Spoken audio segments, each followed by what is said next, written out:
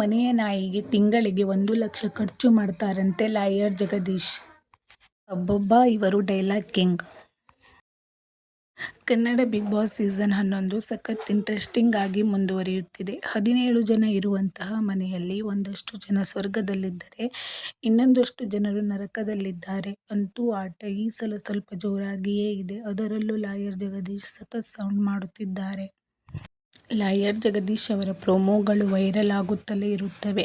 ಇತ್ತೀಚೆಗೆ ಅವರು big boss ಮನೆಯಲ್ಲಿ ಎಲ್ಲರನ್ನೂ ಎದುರು ಹಾಕಿಕೊಂಡು ಜಗಳ ಮಾಡಿಕೊಂಡರು. ನಾನು ಸಿಂಗಲ್, ನಾನೇ ಕಾಡಿನ ರಾಜ, ಗುಂಪಾಗಿ ಇರುವವರು ತೋಳಗಳು ಎಂದು ಹೀಯಾಳಿಸಿದರು. ನಾನು ಸಿಂಹ ಎಂದು ತಮ್ಮನ್ನು ತಾವು ಹೊಗಳಿಕೊಂಡರು.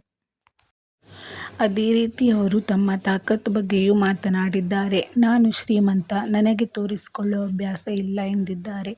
ನಾನು ಕ್ವಿಟ್ ಮಾಡ್ತೀನಿ, ಇಲ್ಲಿ ಇರೋಲ್ಲ. ನನ್ನ ಶ್ರೀಮಂತಿಕೆ ಬಗ್ಗೆ ನಿಮಗೆ ಗೊತ್ತಿಲ್ಲ. ಹೆಲಿಕಾಪ್ಟರ್ನಿಂದ ಇಲ್ಲಿಗೆ ಊಟ ತರಿಸಿಕೊಳ್ಳುವಷ್ಟು ಕೆಪಾಸಿಟಿ ಇದೆ. ನಾನು ಬಿಗ್ ಬಾಸ್ ಶೋನೇ ಪರ್ಚೇಸ್ ಮಾಡಬಹುದು ಎಂದಿದ್ದಾರೆ. ಫೋನ್ ಮಾಡಿದ್ರೆ 200 ಕೋಟಿ ತಂದು ಕೊಡ್ತಾರೆ. ನನ್ನ ಮನೆಯ ನಾಯಿಗೆ ನಾನು ತಿಂಗಳಿಗೆ 1 ಲಕ್ಷ ರೂಪಾಯಿ ಖರ್ಚು ಮಾಡ್ತೀನಿ. ನನ್ನಲ್ಲಿ ಇಂಪೋರ್ಟೆಡ್ ಕಾರು ಇದೆ ಎಂದು ಲಾಯರ್ ಜಗದೀಶ್ ಅವರು ಬಿಗ್ ಬಾಸ್ ಮನೆಯೊಳಗೆ ಕುಳಿತು ಡೈಲಾಗ್ ಹೊಡೆದಿದ್ದಾರೆ. ಇದೊಂಥರ ನೋಡೋರಿಗೆ ಮಜವಾಗಿಯೇ ಕಾಣಿಸಿದೆ. ನಾನು ಮಾಡೋದೆಲ್ಲ TRPಗೆ. ನಮ್ಮ ಸೀಸನ್ ಎಲ್ಲರೂ ನೋಡ್ಬೇಕು. ನನ್ನನ್ನು ನಿಮ್ಮ ಕಡೆಯವರು ಬೈತಾರೆ, ನಿನ್ನನ್ನು ನನ್ನ ಕಡೆಯವರು ಬೈತಾರೆ. ಅಂತೂ 2 ಕಡೆಯವರು ಶೋ ನೋಡ್ತಾರೆ ಎಂದಿದ್ದಾರೆ ಲಾಯರ್ ಜಗದೀಶ್.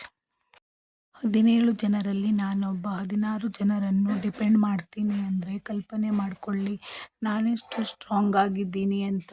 ಪಿಕ್ಚರ್ ಅಭಿ ಬಾಕಿ ಹೈ, ಬಿಗ್ ಬಾಸ್ ಹೋಗಿ ಅಂತ ಹೇಳೋವರೆಗೂ ನಾನು ಇಲ್ಲೇ ಇರ್ತೀನಿ.